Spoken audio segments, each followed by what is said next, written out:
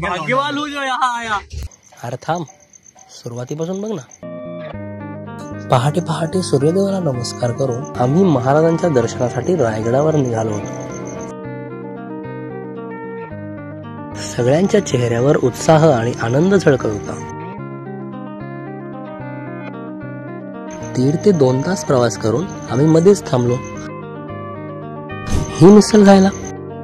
मिसळ खाऊन झाल्यावर निसर्गाचे सौंदर्य बघत आम्ही आमची वाटचाल पुढे चालूच ठेवली।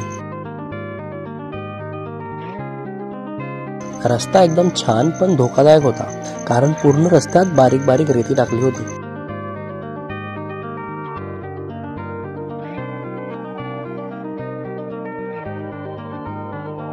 काही वेळ प्रवास केल्यानंतर आम्ही तब्बल 5 तासांनी रायगडच्या पायथ्याशी येऊन पोहोचलो।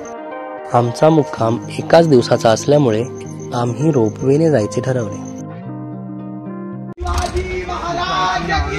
जय! और हम ये बादलों में